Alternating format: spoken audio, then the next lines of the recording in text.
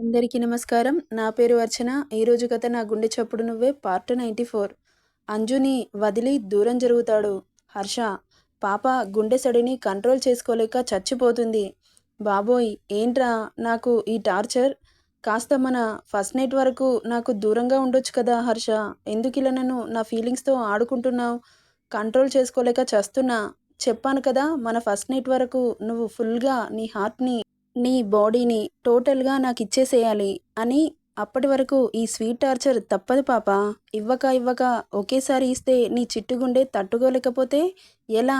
అందుకే నీకు అలవాటు చేస్తున్నా. సరే కానీ హనీమూన్‌కి ఎక్కడికి వెళ్దాం? అనగానే బాబు ఫేస్‌లో కన్నింగ్ స్మైల్. వామ్మో! ఏంటి ఇలా నవ్వుతున్నాడు? కన్నింగ్ స్మైల్ ఇచ్చాడంటే నాకు మూడిందని అర్థం. ఏంటి హర్ష? ఏంటి అలా నవ్వుతున్నావు? చెప్పు ఎక్కడికి వెళ్తాం? అనగానే ఇంతవరకు ఎవరూ వెళ్ళలేదు, వెళ్ళలేరు కూడా. కానీ మనం ఎలా వెళ్తాం? నేను ఉన్నాను కదా తీసుకెళ్ళడానికి. అక్కడ ఎలాంటి సిచ్యువేషన్ ఉన్నా నువ్వు భయపడకుండా నా మీద నమ్మకం ఉంచు. అంతే చాలు. మన ఫస్ట్ నైట్ సాఫీగా సాగిపోతుంది. వామ్మో! ఏంటి రావణ్ నువ్వు మరీ అంతలా భయపడకు. నాకు భయమేస్తుంది. భయం పోవాలనే ప్రాక్టికల్స్ చేస్తున్న బేబీ. అక్కడికి వెళ్ళాగా తీరి అర్థమవుతుంది నీకే.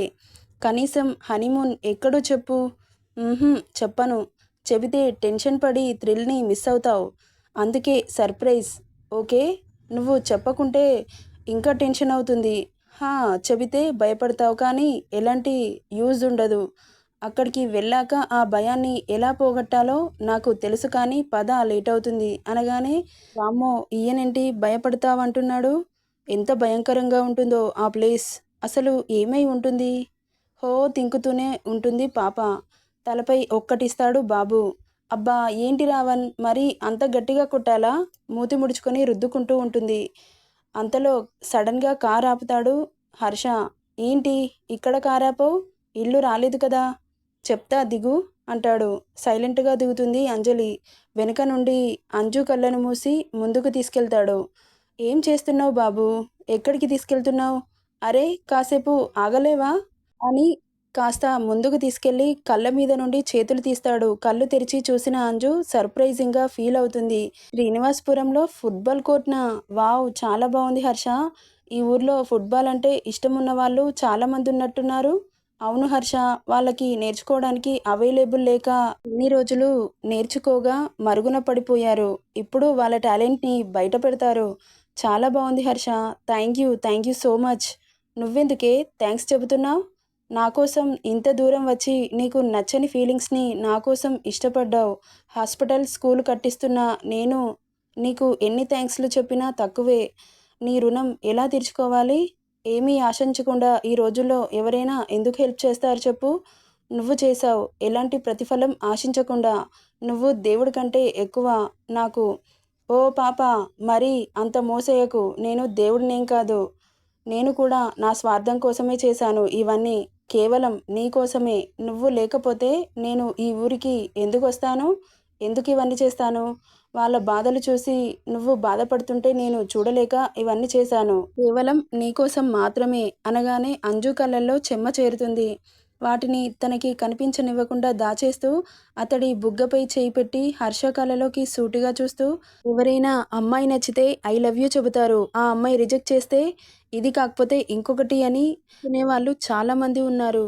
కానీ నువ్వు వాళ్ళలాగా కాకుండా నేను ఎంత దూరం కొట్టినా నేనే కావాలని పట్టుదలతో నీకు ఇష్టం లేని బంధాలను కూడా ఇష్టంగా స్వీకరిస్తూ నా కోసం ఈ ఊరి రూపురేఖలే మార్చేశావు. నేను ఒకటి చెప్పనా హర్ష? ఇప్పుడే కాదు ఎప్పుడైనా నేను నా ఊపిరి ఆగే క్షణం వరకు నీలాగా మాత్రం ప్రేమించడం నా వల్ల కాదేమో. హలో పాపా! అని చిటిక వేస్తాడు బాబు. ఏంటి అన్నట్లు చూస్తుంది అంజలి. నువ్వు కాన్సెప్టు మర్చిపోతున్నట్లున్నావు. ప్రేమ కాదు కోరిక అనగానే చిన్నగా నవ్వుతుంది అంజు. పో హర్ష, నేను ఎంత ఫీలింగ్‌తో మాట్లాడుతుంటే నువ్వేంటి జోకులేస్తావు? అనగానే పాపని చేయి పట్టి ఫోర్సుగా మీదకి లాక్కొని, నేను జోకులేస్తున్నానా? జోకులు వేయాల్సిన అవసరం నాకు లేదు. సీరియస్. నేను నిన్ను కోరుకుంటున్నాను అంతే. ప్రేమించట్లేదు. I hate that. ఇప్పుడు కాదు ఇంకా 80 ఇయర్స్ అయిపోయిన తర్వాత కూడా ఇదే మాట చెబుతాను. ఆ కోరిక ఒక్క రోజుతోనో, ఒక రాత్రితోనో తీరేది కాదు. లైఫ్ లాంగ్ ఈ గుండె కొట్టుకునేంత వరకు అలాగే ఉంటుంది. Only on you. నా ప్రతి అణువణువు, నా రోమరోమాన నిన్ను కలిపేసుకుంటాను అనగానే అంజు హర్ష ఫేస్ని 2 చేతులతో తీసుకొని I love you darling. I love you forever. ఇప్పుడు ఇలాగే చెబుతావు. ఇంకా కొన్ని రోజులైన తర్వాత ఎవరైనా బెదిరిస్తే నన్ను వదిలి పారిపోతావు అనగానే ప్లీజ్ రా అలా అనకు. I promise you. చెప్పాను కదా నేను చచ్చినా ఇంకెప్పుడు అలా చెయ్యను. నన్ను నమ్ము అని గొంతు పట్టుకొని ఐ స్వేర్ అంటూ క్యూట్ ఎక్స్ప్రెషన్ ఇచ్చేసరికి ఫేస్ అలా పెట్టావనుకో చంపుతా. బాబు టెంప్ట్ అవుతున్నాడని అర్థమవుతున్న అంజలికి నా ఫేస్ నా ఇష్టం అంటూ ఇంకాస్త పప్పీగా పెడుతుంది ఫేస్ని. ఏంటే వేషాలేస్తున్నావు? ఇలా చేస్తే ఇంటికి వెళ్ళాక చాలా పెద్ద పనిష్మెంట్ ఇస్తాను. తర్వాత నీ ఇష్టం అని నడుం గిల్లుతాడు. వామ్మో అంటూ అరుస్తుంది. అరవకే అని నోటి మీద చెయ్యి పెడతాడు. చిపో ఎప్పుడు ఇంతే నువ్వు. నేను ఫీల్తో మాట్లాడుతుంటే నన్ను లైట్ తీసుకుంటావు. హలో పాప, మనకి ఇలాంటివి నచ్చవు అని తెలుసు కదా, పదా వెళ్దాం అంటుండగా మొబైల్ రింగ్ అవుతుంది. బ్లూటూత్ ఆన్ చేసి హలో అంటాడు. రేయ్ హర్ష, చెప్పరా, ఎప్పుడొస్తావురా? మార్నింగ్ ఇక్కడ ఉంటానని చెప్పావు. ఆంటీ వాళ్ళను పంపించావు కానీ మీరెక్కడికి వెళ్ళారా? శ్రీనివాసపురంకి వచ్చాం కానీ మ్యాటర్ ఏంటో చెప్పరా? మన కంపెనీకి రావాల్సిన 1,00,000 crores వాల్యూ చేసే జర్మనీ ప్రాజెక్ట్ మనకు రాకుండా మావయ్య ఆపించేశాడ్రా అనగానే అప్పటి వరకు ఉన్న పీస్ ఆఫ్ మైండ్ పోయి ఇరిటేట్ వస్తుంది హర్షకి. నేను వస్తున్నాను, నువ్వేం టెన్షన్ పడకు, నేను డీల్ చేస్తాను అని అక్కడి నుండి అంజు పద అంటూ కార్లో కూర్చుంటాడు. ఏమైంది హర్ష, ఎందుకు ఒక్కసారిగా అలా అయిపోయావు అనగానే ఏం సమాధానం చెప్పకుండా సైలెంట్గా ఉంటాడు. ప్లీజ్ హర్ష, చెప్పొచ్చు కదా, మనం సిటీకి వెళ్ళిపోతున్నాం. అదేంటి, పెద్దనాన్న వాళ్ళు ఈరోజు ఇక్కడే ఉండమన్నారు కదా అనగానే షార్ప్గా ఓ చూపు చూస్తాడు. మౌత్ మ్యూట్ చేసుకుంటుంది పాప. పాపం ఏమైందో ఏంటో, తనని అడిగి ఇంకా ఇబ్బంది పెట్టడం ఇష్టం లేక సైలెంట్గా ఉంటుంది.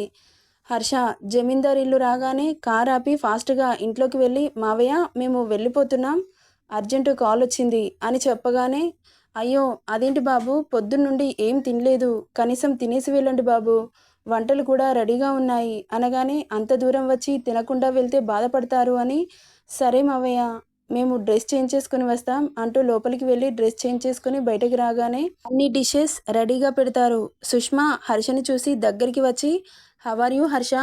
ఫైన్ సుష్మా, నువ్వెలా ఉన్నావు? బాగున్నాను అంటూ ఇద్దరికి సర్వ్ చేస్తూ ఉంటుంది సుష్మా. ఫాస్ట్గా తినేసి అక్కడి నుండి బయలుదేరుతారు. ఆగండి బాబు అని ఇద్దరికి కొత్త బట్టలు పెడతారు. జమీందార్ భార్య అంజమ్మ మళ్ళీ ఊర్లోకి వచ్చేసరికి శుభవార్తతో రావాలి అనగానే చిన్నగా నవ్వి తల కిందికేస్తుంది. హర్ష ఫేస్ ఒక్కసారిగా మారిపోతుంది. అతడు ఫేస్ అలా మారిపోవడం అంజు చూపు దాటిపోలేదు. అడుగుదామంటే అది సందర్భం కాదని ఊరుకుంటుంది. మావయ్య మేము వెళ్తున్నాం, ఆఫీస్లో అర్జెంట్ వర్క్ ఉంది. కొత్తగా పెళ్ళై ఇంటికి వచ్చారు, ఒకరోజు ప్రశాంతంగా ఉండి వెళ్తారేమో అనుకున్నాను అని బాధపడుతుంటే మీరేం ఫీల్ అవ్వకండి మావయ్య, నెక్స్ట్ టైం వచ్చినప్పుడు ఉంటాంలే. పెదనాన్న పెద్దమ్మ సుష్మా వెళ్ళొస్తాం. రాజన్నయ్య ఎక్కడా? పొలం దగ్గరికి వెళ్ళాడు. సరే అన్నయ్య వచ్చిన తర్వాత చెప్పండి అంటుండగా అటు నుండి వస్తున్నాడు రాజు. అన్నయ్య వచ్చేసావా? మేము వెళ్తున్నాం, ఆయనకి ఆఫీస్లో అర్జెంట్ వర్క్ ఉందంట. అవునా అని డల్గా చెప్పి సరేరా జాగ్రత్త, బావగారు జాగ్రత్త, ఓకే రాజు బాయ్ అని చెప్పి అక్కడి నుండి హైదరాబాద్కి బయలుదేరుతారు.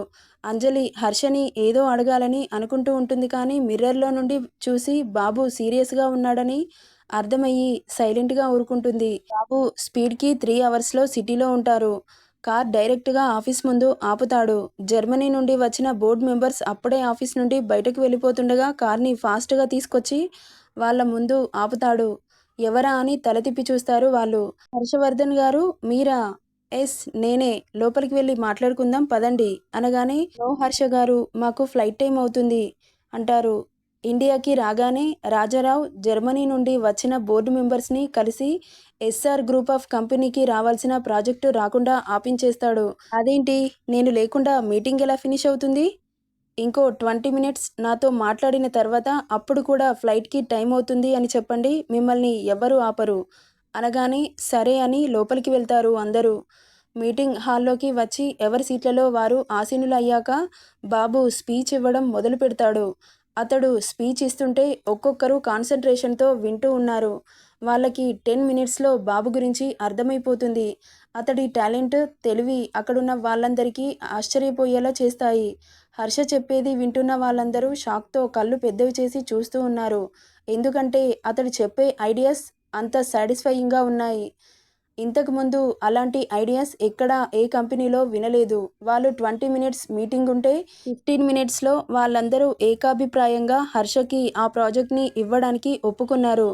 హర్ష అతడు స్పీచ్ అయిపోగానే, హర్ష గారు, యు ఆర్ సో జీనియస్. మీరు మమ్మల్ని కలవడం ఒక్క సెకండ్ లేట్ అయినా మా ప్రాజెక్ట్ని వేరే వాళ్ళ చేతిలో పెట్టి మేము ఎంత లాస్ అయ్యే వాళ్ళమో ఇప్పుడే అర్థమవుతుంది అని ఇంగ్లీష్లో చెబుతారు. థ్యాంక్ యూ హర్ష గారు అని పెద్ద ప్రాజెక్ట్ని ఎస్ఆర్ గ్రూప్ ఆఫ్ కంపెనీ చైర్మన్కి సబ్మిట్ చేస్తారు. ఓకే హర్ష గారు, ఈ ప్రాజెక్ట్ ఇంకో 2 మంత్స్లో ఫినిష్ అవుతుంది అనుకుంటున్నాం అనగానే, ఎస్ సార్, మీరు అనుకునే దాని ముందు కంటే మీ ప్రాజెక్ట్ని మీ చేతిలో పెడతాను అనగానే, ఓకే హర్ష గారు, కెన్ వి లీవ్ అంటారు. వెయిట్ సార్ అని హ్యావ్ డిన్నర్ అండ్ గో అని తాజ్ కృష్ణాలో డిన్నర్ ఏర్పాటు చేయిస్తాడు బాబు. అంజలి కిరణ్ సింధుజతో మాట్లాడుతూ ఉంటుంది. ఎలా ఉన్నావు తల్లి అడుగుతుంది సింధుజ. బాగున్నానత్తయ్య అంటుంది. HR group of company SR group of కంపెనీగా ఎలా మారిందో అడగాలని అనుకుంటుంది, కానీ అది సందర్భం కాదు అని సైలెంట్గా ఉంటుంది. అత్తయ్య ఫేస్లో దిగులు కొట్టొచ్చినట్లు కనిపిస్తుంది అంజలికి. ఏమైంది, ఎందుకు అత్తయ్య గారు అలా ఉన్నారు అని ఏదో అనబోతుండగా కిరణ్ వీళ్ళ దగ్గరికి వచ్చి, అత్తయ్య పదండి అంటూ హోటల్కి బయలుదేరతారు ముగ్గురు. హర్ష బోర్డు మెంబర్స్ కలిసి ముందే వెళ్ళిపోతారు. వీళ్ళు ముగ్గురు వెనకాల వెళ్తారు. నెక్స్ట్ ఏం జరుగుతుందో నెక్స్ట్ పార్ట్లో చూద్దాం. ఈ స్టోరీ నచ్చితే లైక్ చేయండి, షేర్ చేయండి, సబ్స్క్రైబ్ చేసుకోండి friends. Thank you for listening.